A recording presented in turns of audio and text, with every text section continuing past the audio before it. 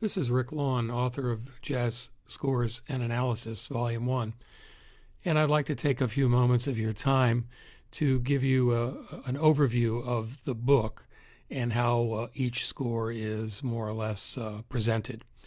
We'll begin by looking at the table of contents, and we'll move from there. Most of the scores follow the same general approach to analysis, looking at harmonic, melodic styles, voicings, and so forth. I'm going to make this a little bit bigger too, so it's easier for you to see. And I think for this particular visit, we'll look at Vince Mendoza's Homecoming. And again, we'll blow this up a little bit more. Each chapter begins with a brief bio of the composer, as is the case here with Vince. And that is followed immediately by what I term a selected discography. Those are recordings that I found very interesting and influential through the composer's time, and focusing primarily on big band and large ensemble writing. And then I usually contribute a paragraph or so that's more specifically about this score and how throughout this score we're going to see some of the signature techniques that are so closely associated with the composer. That section is followed by an overview of the lead sheet, which is a reduction of the primary melodic and harmonic material, the initial statement of the theme, if you will. And we analyze that by providing a notated lead sheet as well as annotations of devices or techniques of particular note. And I think we'll use the soundtrack here as we flip through this lead sheet.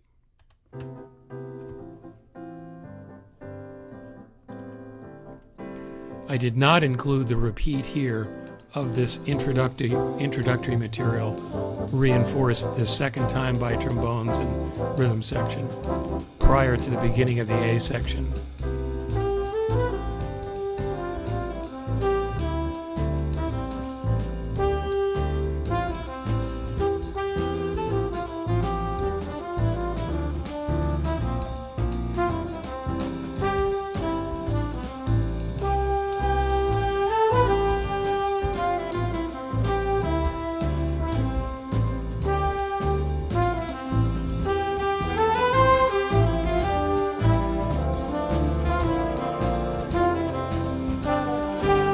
Coming up to what I call the B section, very contrasting as compared to the A section. In many cases, the chord symbols are not necessarily those that were assigned by the composer. I thought it would be most helpful to be very specific about those chords. Okay. That section is or that lead sheet is then looked at through various lenses. I look at the harmonic development and the style with examples, of course. And much of Vince's harmony, and that's what this is sort of indicating, is derived through voice leading. Voice leading is extremely important to his style. And we also looked at the overall form, which is unusual on this particular piece because the B section never appears in its entirety again, only elements of it.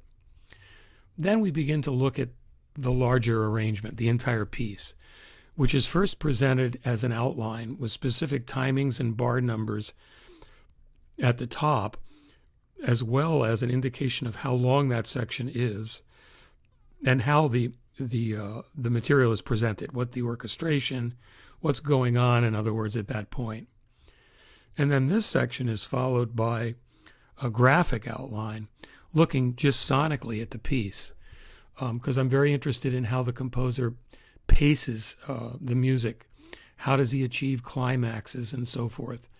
And where are those climaxes? What percentage of time through the score. This is all important to consider as you're developing a score. In this case, I've offered a number of general observations before I get into more detail, particularly because I think this score is in some ways very representative of some of the techniques that have been important to defining Vince's style over time. Initially, we begin to look at the orchestration and chord voicings. And there are lots of examples throughout the book pertaining to each of the 6 composers' scores. And again, the examples are carefully labeled and annotated. For example, here is one particular chord expressed by the entire band that is classic Mendoza. He likes to use either major chords or dominant chords where both the third and the diatonic fourth, the natural fourth, not Lydian, are represented. This is evident in a lot of Vince Mendoza scores. I also look at various ways that he breaks away from traditions. For example, here, where the grind, the dissonance, the close interval, the half step, the whole step, can be found at the top of a voicing rather than in the middle, which is more typically what we've all been taught in Arranging 101. Many examples, again, looking at rhythmic components, voicing techniques, and so forth, including breaking that apart even further, where there's something interesting to be said about the brass voicings or the woodwind voicings. We look at that separately. As Ray Wright was interested in bass doubling, so am I. How many instruments are used to reinforce those bass tones? Or are they reinforced at all? I'm also interested in solo background writing because this also is very personal and very much a part of the style of a composer. What do they do to reinforce, accompany, surround, embrace the soloist?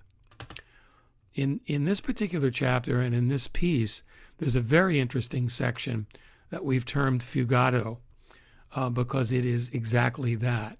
It's reminiscent of something you might find as a contrapuntal section in a classical piece. In this case, there's 5 uniquely different voices. I've spelled out here how they're orchestrated. And then, again, I've done an abbreviated score showing how this fugato unfolds. And with boxes, I indicate all the references to the original material, either rhythmically or melodically, that were inspired by the original theme. And of course, no analysis would be complete without a careful look at the final shout chorus or development section. And here in the interview, which follows, I asked Vince how he went about developing this section. What came first, the saxophone unison, new material, or the thick brass harmonized punches that serve as accompaniment? And as I expected, it was the melodic material that came first, and then the brass. So again, this makes it much easier to see exactly what he's doing with, again, annotations. And of course, that's followed by the interview I did with Vince Mendoza. And I appreciate the candor at which not only Vince, but all the other composers in this study shared their craft, how they work, and again, how they worked specifically in the creation of this score that we've analyzed. And the chapters would not be complete, of course, if it weren't for the full score that appears at the very end. It's a transposed score in every case, except for, I believe, one. And I've also added 3 staffs at the bottom in concert pitch, which allowed me to go through and single out a particular section that was of particular interest and express it in a way that's more easily realized at the piano or looking just analytically without having to transpose it. And as you can see, some of that material is written at the bottom here, as you can see. And each section where there's something really interesting happening, there's also an annotation to help you see what's going on at that point. So I hope you get an opportunity to use jazz scores and analysis to further your own writing or your teaching. I had a terrific time working with these composers who devoted so much of their time and efforts to making sure I got it right, and I really appreciate that.